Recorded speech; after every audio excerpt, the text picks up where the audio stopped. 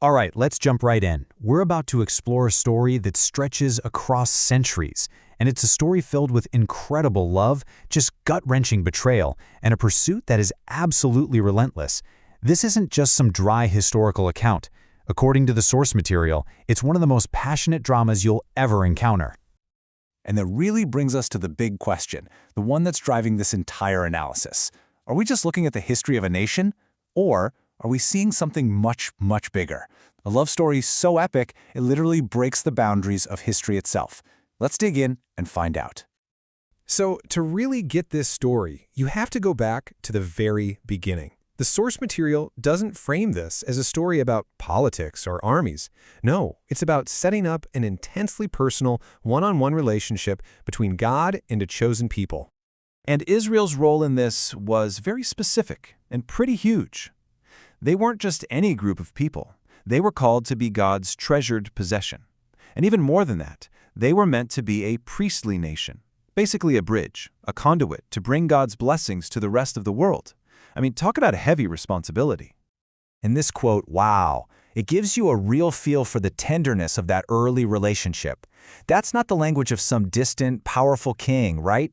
It's the language of a rescuer, of a parent, someone who personally and gently scooped them up out of slavery in Egypt and brought them into a place of safety and closeness. Now, like any deep relationship, this one had, let's call them terms. In the story, it's known as the covenant. And this wasn't just a simple promise. It was a serious, two-sided agreement with a powerful condition that was going to define their entire future. And the stakes? They could not have been higher. There were two paths. Path 1, obedience, led to just incredible prosperity and a deep closeness with God.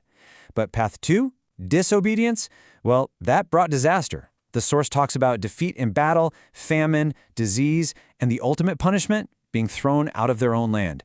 This was a deadly, serious deal. So, you've got this beautiful beginning, this crystal clear agreement. What could possibly go wrong?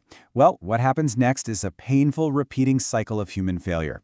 And this really becomes the rising action, the building tension of the whole drama. For literally generations, during the time of the judges, you see this tragic pattern just play out on a loop. First, the people would sin, usually by worshiping idols. Then they'd get conquered and oppressed by their enemies. In all that pain, they'd finally cry out to God for help, and God would send a deliverer, a hero, to save them. But as soon as things were good again, the cycle would start all over. So why? Why did this keep happening?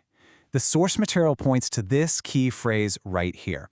With no central, righteous leader, the standard for right and wrong just dissolved. Everyone did as they saw fit. And that kind of moral chaos was the perfect environment for forgetting God. Now, you might be thinking, okay, so the solution is to get a king. That'll fix it? Well, not exactly. The pattern of failure just kept going. Israel's very first king, Saul, was rejected because he disobeyed God. Then came David, a great king, but, as we know, a deeply flawed man. And his son Solomon, for all his famous wisdom, let his heart get pulled away by idolatry, which directly caused the entire kingdom to split in two. So this deepening crisis is setting the stage for the story's climax. The kingdom is divided, the cycle of sin is just spinning faster and faster, and that's when God sends a new kind of messenger, the prophets. And their job, their whole purpose, was to deliver one last desperate warning before everything fell apart. And the prophet's message was a plea for something way deeper than just going through the motions of religion.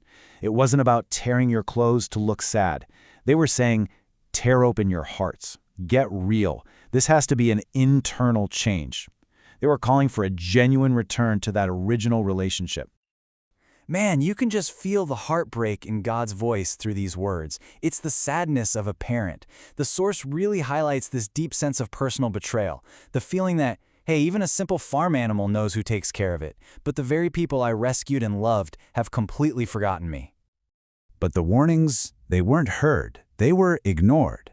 And so the climax finally arrived. In the year 586 BCE, the great city of Jerusalem fell. The temple, the very symbol of God's presence on earth, was destroyed, and the people were dragged off into exile. The curses of the covenant had come true in the most tragic way imaginable. You'd think that's it, right? Story over, a complete and total failure. But this is where the story takes a stunning twist. Right there, in the middle of the ashes and the despair, a new and totally unexpected promise starts to take shape. And this right here, this is the absolute heart of the entire narrative. After all of that betrayal, a human being would just walk away and never look back. But the source hammers this point home. God's love isn't human. His heart is changed, and his mercy wins out over his judgment for one simple reason: for I am God and not a man. So the solution wasn't going to be another set of rules you could just break. The problem was deeper. It was in the human heart. So the promise was for a new covenant, one that wouldn't be carved on stone tablets that could be smashed or forgotten, but one that would be written directly on people's hearts, changing them from the inside out. This promise of a new, internal covenant does more than just offer hope for the future. It actually sets the stage for the final act of this epic drama. The source now starts pulling all these different threads of history together, pointing toward one single ultimate resolution. And this is where it gets pretty remarkable. The source material points out how all these prophecies from different prophets, separated by hundreds of years, all seem to point to the same person at the same moment in history. A ruler from tiny Bethlehem, a child who would be called Mighty God, a servant who would suffer for the sins of others, and it all culminates in Jesus. And there's one name from those prophecies that just perfectly captures the whole idea: Immanuel. You know what it means? It literally means God with us. This wasn't about sending another message or another king. This was the ultimate expression of that relentless love. God himself showing up to close the distance that human betrayal had created. And that's the final resolution of the story. The answer to the endless cycle of sin and failure wasn't a new law or a better human king. It was God taking matters into his own hands in the most radical way possible, by coming in person to restore the very relationship he started with so much love all those centuries before. So we've followed this incredible story, from a special calling to a broken promise, from heartbreaking failure to a love that just refuses to give up. The source material presents this not just as something that happened a long time ago, but as a living, breathing story. And that leaves us with one final thought to chew on. What does this epic story of covenant, failure, and relentless love mean for you right here today?